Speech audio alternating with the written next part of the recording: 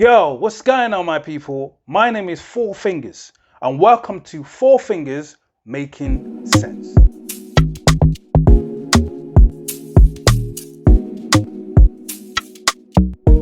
This is our first episode entitled Labor of Love, part of a 10-part series that we're creating as an independent artist to give advice, to give encouragement for up-and-coming artists, unsigned artists. I'll give you some advice in terms of how not to do it, possibly. And then maybe some things like, actually, this guy, which I hope is making sense. So let's get right into it. Labor of love. This music thing here is a marathon. It is not a sprint. Trust me. You understand what I'm saying to you? So if you think this is an opportunity for you to do one song, because that's what I used to think, I'm going to do one song. Big up Prash from Engine Ears. Back in the day, you know what I mean? I remember going to Prash Studios and then saying, yeah, I'm just going to do one song and then blow up. Obviously, it doesn't work like that. That's not the reality of things, isn't it? In some cases, it does. There's some artists that they just do one song, they blow up, and you know what I mean? They have a great career and it's great. But there's a lot of people out there where it is a graph. The first thing I want you to establish is, one, do you have talent that can take you all the way? And what I'm saying about that is, you know, some people do music for just do one or two songs because it's something they want to explore. This is not something they really want to do. It's just a hobby. What I'm saying is, and what I'm here for is people that want to take this seriously. They want to have this as their career, as their path. Music is their only way for them to make it through. You got no other plans apart from the music thing. This is it. Then if that's the case, do you have talent that can take you all the way? And that question needs to be answered. And only you can know that. So once you've answered that question, the next thing is you need to practice and put time and effort into your craft. What do I mean by that? So for instance, I started off rapping, innit? And rapping was my thing. And I love rapping. It came to me easy, you know, in terms of writing lyrics. Yeah, putting time and effort into practicing what you do. So I liked rapping, innit? But anytime I needed somebody to do the hook, it was always taking too long waiting for somebody to come and do the hook for me. So I felt like, listen, I need to learn how to sing. I need to do this thing because this is taking too long. So that's when I saw this advert all those years ago from White Pilgrim, R.I.P., may her soul rest in peace. And she was doing some free singing lessons. And that's how I got involved in that and started learning how to sing so I can then do my own hooks myself. So as in practice, writing your music. The other thing is your stage presence. You understand what I'm saying to you? So back in the day, I used to do a lot of open mics, man, traveling up and down the country. You understand what I'm saying to you? Just to improve man's performance and stage presence. The other thing in terms of putting effort in is learning how to communicate in the way that the sound engineer understand what you want. And the only way that can happen is by you being out there, get involved. What does that do? What does that do? So a lot of times I'll be on stage in the very beginning and I know my mic doesn't sound right. It sounds off key, bruv. But I don't know what to tell the man or how to change. I just tell, bruv, it don't sound right. And then you can see the frustration from the sound engineer. And trust me, the last person you want to upset is your sound engineer. Because he can make you sound amazing or he cannot.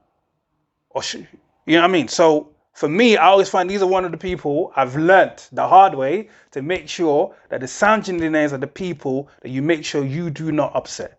So once I understood or tried to find what language it is in terms of the EQing and all of that business, you know, rather than just saying, bruv, this mic don't sound good.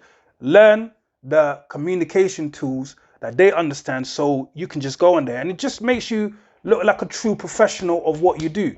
Because you are a professional. You're the business. You understand? We talk more about those things. So, yeah, practicing your art. The other thing is, do you really love this music thing? Or is this just a quick way for you to make money? Because I think if it's just a quick way for you to make money, along the line, bro, I think do you know what I mean? The fumes or whatever's carrying you along is going to fizzle out. because you can only do this because that's why this is titled Labor of Love. This is a marathon.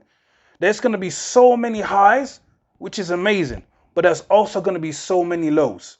I remember I quit music so many times and came back to it. Do you see what I mean? Because things were just so frustrating. You put so much effort in and you're not seeing the results. And back then, I felt like I thought it's because I wasn't good enough. But now I realize it's because I didn't have a plan. And that's why I started to sit down and thought, let me do this series. Maybe it can help somebody. So it's not just because, maybe people not paying attention. If you don't have a plan in terms of what you're doing and you're not executing that plan, then of course it's going to feel like you're putting a lot of effort into it and you're not seeing the results or the desired results that you want. So you want to make quick money from this? Because if that's the case, then yeah, this might not be the best way for you. You might need another option in terms of making money, because this is a marathon. This is a labor of love, and love is painful at times. Love can choke you. You know what I'm saying? It can.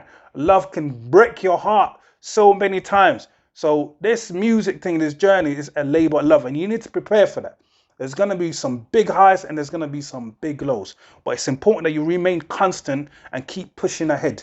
Do you know what I mean? Because there's a reason why you got this talent. There's a reason why you want the world to hear what God has put into your heart, and you owe it to yourself and this big world that we live in, because some people just need to see your light in order to make their light shine. So keep going. Don't give up. Performing in a lot of open mics, so sharpening your skills. Please don't look your nose down at open mics. I've been in some open mics, there were 10 people. Some open mics, I remember there was only one brother in the venue, and I performed to that one brother like there was hundreds of people there, because it's all about me honing in my skill and sharpening my skill, how to read an audience, how to communicate, when to say certain things. Do I, the backing track that I use, do I make sure there is no ad-libs on the backing track, or do I make sure I have ad-libs in there? The only way you can know how exactly what works best for you is by practicing it, and a lot of those practicing. One thing I will say about practicing is just memorizing your words isn't enough. There's been many times where I've known the song back to front and I've been on stage and I've forgotten my words. Now, one of the things that I found that really helps is two things. The first one is, once you know the words inside out, back to front, then practice it doing other things, other menial tasks that you're doing around the house or doing other things, so you're distracted. Because I found the reason why I forget my words is because everything's memorized in it and it's just coming out. So when I get distracted by the crowd or something happens or I see something, then I start thinking, and once I start thinking, I forget my words. So to avoid that, so you get used to being distracted while you're practicing. That's why I say practice with distraction. The other thing that I feel like is breath control, especially as a rapper. Breath control is so important. And the way that I find that helpful, it was shout out to Deadly Hunter, big man in the game. If you don't know about Deadly Hunter, check him out. One of the most amazing raga artists in Reading. Yeah. So he basically showed me that when I'm practicing, it's important to go for a jog when I'm practicing.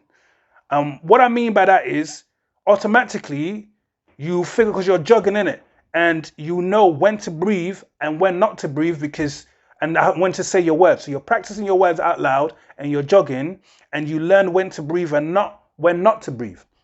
Because when you're on stage, you're either running up and down or jogging or moving up and down. So all those movements, your breath control is important. And the only thing that can sort of give you that same sort of energy in that is when you're jogging.